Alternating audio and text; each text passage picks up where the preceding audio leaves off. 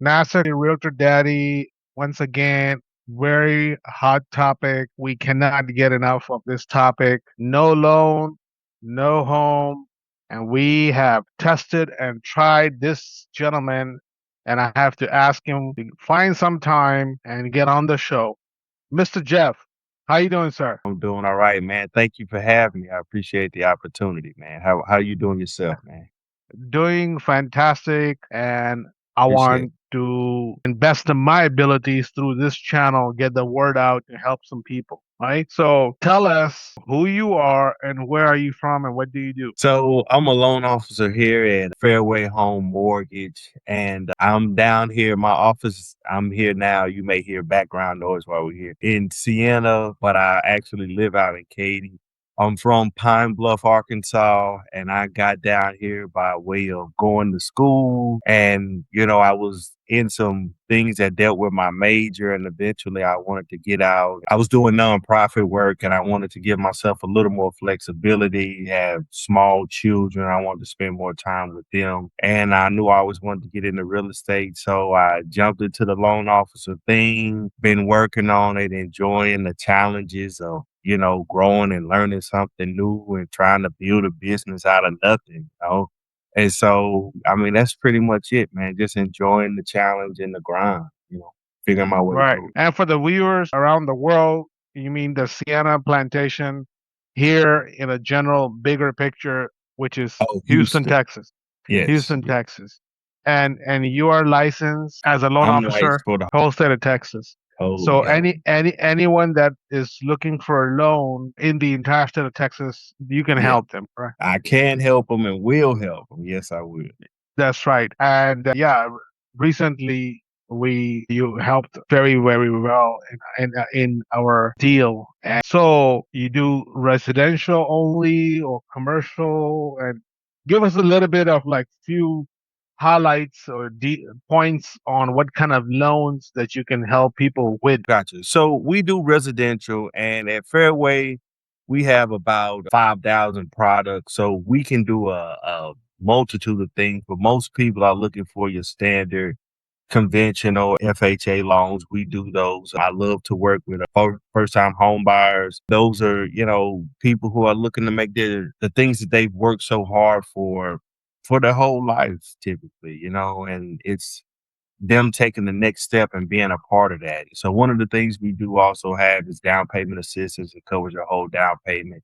Some people like to utilize that program to, give them that opportunity to do that. And so, yeah, those are some of the things that we do and I like to do. Right. Tell us a little bit about your company. Like you're under a big umbrella, so let's leverage that a little bit. So Fairway, we are a large lender. We're number 4 in volume in the country. We're in all 50 states. And here at Fairway, what we focus on is relationships.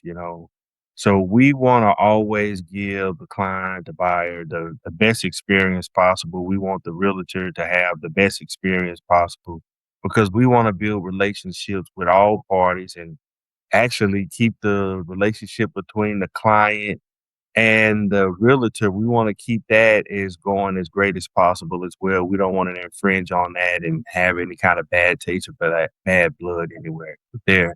So we focus heavily on keeping relationships and building those and taking those into the future. Because at the end of the day, people want to work with people they want to work with, right? So we want to be people that you want to work with, and that's what we focus on. People that only have ITIN number, nothing else, and you help them. Oh yeah, our 10 numbers, we can do that. Okay. I've People actually worked on a couple of those myself. people who are abroad anywhere in the world and wants to buy real estate in America, in Texas, can you help them? Yes, we can help them. As long as you are a natural person looking to buy a property that's not commercial, we can do some deals. I can help. Fantastic. Big question about everyone like to ask me as a real estate agent, and also I'm sure you get a lot of these questions. The interest. So here we go. We cannot do a session without. So shine some light on Jeff 2 cents on that, please. Down. We're kind of trending down. Right now, interest rates for FHA around 6.17, conventionals around 6.54. One of the things I do want to point out to people is Most times when you see an interest rate, it is for the perfect buyer. They got a 780 credit score and they're putting down 30%. So that interest rate you see is for that perfect buyer. Most people aren't doing 30%, and some people don't have a 780 credit score. So understand that it can be close to that number that you're looking at, but it's probably going to be a little bit higher if you aren't having 780 and 30% down, right? So, but Right. numbers are trending in the right direction. I actually, think it's a pretty good time to buy with us being in a buyer's market here in Houston. I won't speak about everywhere, but here in Houston, with it being a buyer's market, a lot of people are getting seller concessions along with, just for those who don't know, seller concessions that's money that the seller gives to the buyer to help cover some of their costs of purchasing the home, right? So down payment assistance covers your down payment, seller concessions cover the rest of it. We've actually done quite a few people that have gotten homes with little to no money down, and that's no exaggeration. So, the interest rates have kind of made it a buyer's market, but if you're looking to get into it, and especially if you're a first time buyer, you don't have to be to get down payment assistance. It's an opportunistic time to get a home with little to no money down, little to no investment, Please tell us about that 50,000. up to $50,000 grant. So it's, in essence, as long as you have a qualifying credit score, you're gonna get approved for down payment assistance. I've never seen anybody not, so I guess I won't make any promises. But long story short is, as long as you have a qualifying credit score, we do all the application and everything for you. That comes part of the process here at Fairway. If you're looking for it, 3.5% is generally what you're gonna do with FHA. 3.5% down and 3.5% of the purchase price, right? That's what we're saying, down at 3.5%. So down payment assistance will be covered. Your closing costs can definitely be helped by, since we're in a buyer's market again, by your seller. They give you money to help cover this, and then your cash to close would be a lot less than, or $0, right? So, that's just the way it kind of works with down payment assistance. Okay. Tell us about some investment properties. Someone that already has have a house or two, and now they want to put in, buy a property and rent it So out. if you already have a home, you already have an investment property. There are a few different options that you could do. You can put up to 10 properties on one social, right? So on one social security, right? So some people like to do that. There are other options as far as like DSCR loans, which basically, as long as you have the capital to put down your down payment, we use the potential income to cover what would be your mortgage payment, right? So you technically, as long as you can afford to pay the down payment, you can get in. If you're looking at doing investment property personally, well, I won't say personal. A lot of times I tell people you're gonna get a better interest rate if you just put it underneath your social, because you could take up to 10 and kind of go from there. If you have businesses, a lot of people, they have a business, they buy it personally and then transfer it underneath the business. So that way you can keep better interest rates and things like that. But generally, if you're gonna do an investment property, you're gonna do probably 20% down and then take it from there. Let's see what it is. Okay. This is a scenario. A single family just bought a house, $400,000 worth. They're all living in. And question A, at what time do you recommend to refinance with the motive of lowering the interest rate? And about $400,000 worth of house. Question B, what is the ballpark cost of the refinancing a person can think about? So, Ballpark. yes, there are rules and regulations if you're looking to lower your interest rate, right? I just can't. If you got a 7% interest rate and now you qualify for a 7.9, I can't do it anyway, right? Just that, ever since the crash and was that 08, 09, there are guardrails and things. So I tell people personally, over 5%. If you got a 70, you get a 6.5. It's kind of like, well, do you want to, I mean, how much are you really going to save in the long run, right? At this point. So I tell people you probably want to get closer to the 7.5. That's a good sweet spot now, because even if it continues to fall, you don't feel like maybe I should have waited, right? Because it probably, in theory, won't fall too much further than that. We don't expect COVID to take place again, right? So where the bottom just falls out, right? So I tell people to wait till then. So even if it kind of falls, it's okay. If you do it at point 0.5, you're going down from 7 to 6.5. If it keeps going down a little bit further and further, you might have a little bit of buyer's remorse. So once again, we try to, keep relationships and do what's in the best interest of you personally. I work for you, so whatever you want me to do. And then as far as what was the second part of that question? Approximate cost of refinancing for And it's in essence your closing costs, like we talked about earlier. You're getting a new loan to replace your old loan, right? So you're gonna start over unless you are choosing to do, if you get a 30-year mortgage, unless you're choosing to do a 25 or a 20-year mortgage, you're starting over. So if you're getting a new loan to replace it, the best time would be to do what the cost is generally what the closing costs will be for. If you're refinancing a home that we've already worked for, I'm going to take out some of those costs and make it cheaper. But also that money comes out of the equity that you've already built generally. So most of the time, unless you're doing a streamlined FHA refinance, which a lot of people don't do because you generally have to pay some, they're just going to do a straight up refinance. And from there, there's no money additionally out of their pocket. It's going to come out of their equity. And now they have a cheaper mortgage for the next 30 years or until the next time they want to refinance, pull out some cash, things like that. Difference between FHA and conventional loan. If you're a first time buyer, common misconception, people think that, you have to put down 10, 20% on conventional. Actually, first time buyer conventional, you only have to do 3%, right? So, and if you're a second time buyer with conventional, you only have to do 5%. Well, you start at 3%. Biggest difference is FHA loans are backed by the government, so you automatically get a lower interest rate no matter what. Some people like conventional loans because the upfront mortgage insurance premium isn't for the life of the loan. So that's part of it. FHA is for the entirety of the loan. So those are some of your big glaring differences between conventional and FHA. It really just depends on what suits and what fits you, right? Everybody's situation is different. It's like your fingerprints. So if you heard somebody say, hey, they got this for this, and well, that may not be your situation. So that's why we carry 5,000 products at Fairway because, we want to get you in the right situation that best helps you. So, those are the biggest things are the mortgage insurance premiums, one for the life of the loan with FHA and not for conventional. And then also what you have to put down as far as 3%, 3.5%. Also, one is backed by the government, FHA, so your interest rates are naturally going to be lower than what you do with conventional. why a renter should buy a house. Once again, I guess this is going to be a running thing. What fits you, right? So I'm going to ask you, I have some people that there are many different ways to skin a cat, right? And they don't subscribe to wanting to buy a home, right? To live in, right? You own it, but I don't live there, I rent. But if you're just a regular person, you're renting, you're not doing all of that, that's what we're discussing. I'm always going to tell you that you want to buy it, not because I'm a loan officer, because, well, a couple of reasons. A home is like a savings account. We just got finished talking about refinancing, right?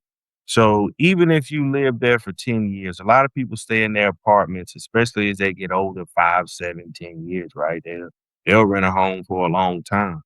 Well, if you're gonna stay in a home and you're gonna pay money, why wouldn't you be investing something into yourself? You're making whoever else more money. You're making them more rich. And that's okay for them. Like they're doing what's best for them. But you have a responsibility and obligation to do what's best for you. You can go and invest in yourself and eventually, especially give yourself more options to do a refinance, leave something to your kids. Let's talk about that far down the road, right? Like you're gonna be there for the next 30 years. You like it. Now you can leave something for your kids.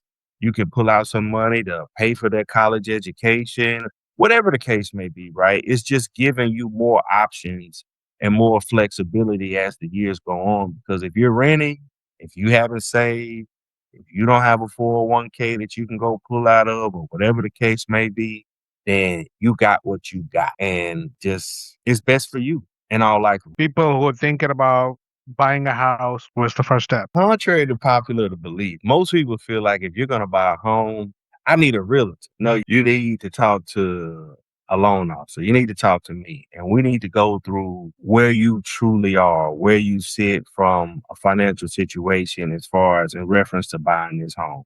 And I'm not trying to go through all of your stuff. I don't care what you've been doing, but we're going to talk about, all right, this is your credit score. And this is how if we get it up. This is how it can help you with an interest rate or to get to the point where you qualify for down payment assistance. We're going to talk about your income and how your debt to income ratio is being affected by your income. And let's get rid of some of these debts that you're paying so we can get you qualified for the amount of home that you want to qualify for. So that's the first thing you need to go do, because generally, I can't speak for all, and you can help me out here. When you real estate agents don't want to take you out and shop for homes and you say, man, I want, this $700,000 home, just using a number, right? It's 700,000 bucks.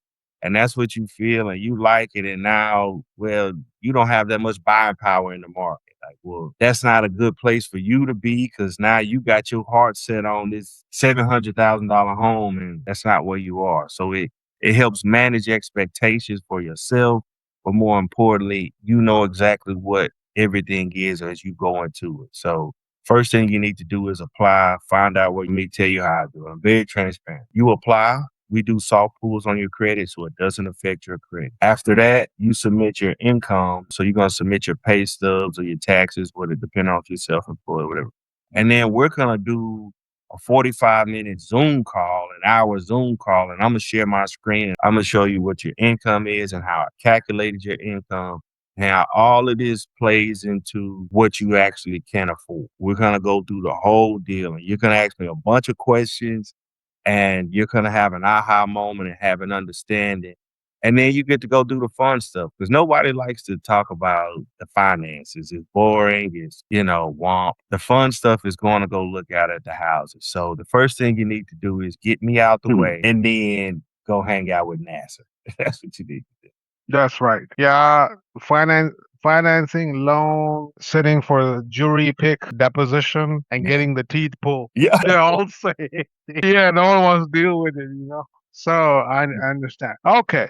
So favorite food? You switched it up on me real quick right there. Yes. Favorite food? I'm gonna say Asian food and Mexican food. Like I won't even say Mexican, Spanish food. Like I love it.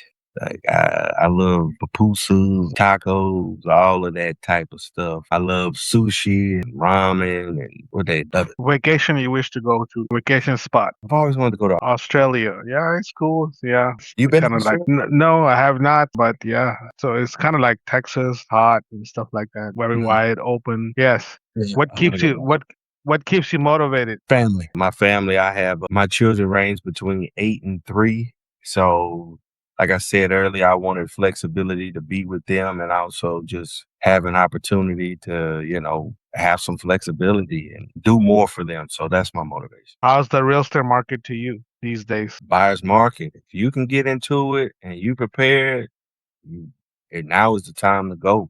I mean, I don't want to go too long, but in Houston, generally, at every one point, so as interest rates go down, that same home is going to cost you more money. So now is the time, I think, to get in when you can get in at what the true value is the home is. You're going to pay closer to what the true value of the home is instead of inflated things like during COVID, like how people were paying astronomical amounts over what it is. I don't know what their homes are appraising for now or evaluated at now, but I wonder if they're still around those prices. So I think, now is the time to go. Personally. Even if this was a seller's market, I found for me more interesting to working with buyers than sellers. I really enjoy working with buyers. I don't know why there's a notion in the real estate industry among the real estate agent get listing. I say get buyer because whoever has the buyer controls the market. And that's actually the definition of selling listed price too. The price is not of the selling of the house. It's not set by actually the price is set by the buyer. Okay. Whatever buyer is willing to pay, that's the price. In any market. Yeah. Yeah.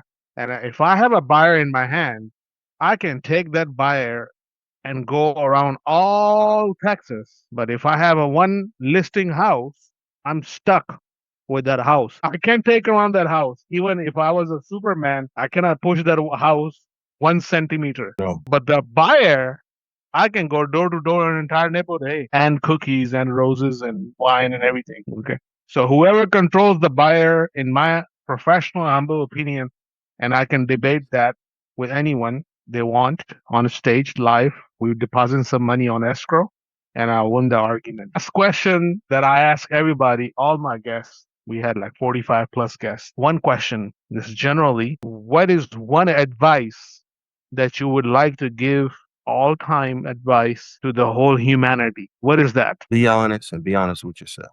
Be honest with everybody, but most importantly, be honest with yourself. Move with integrity. If you do those things, be honest with yourself and everybody else, you'll be all right. Thank you for spending time with us, sir. It's been a pleasure, privilege, and honor to have you. And you are definitely one of the best loan officers that I came across. You showed it by the action, and keep up the good work, sir. Thank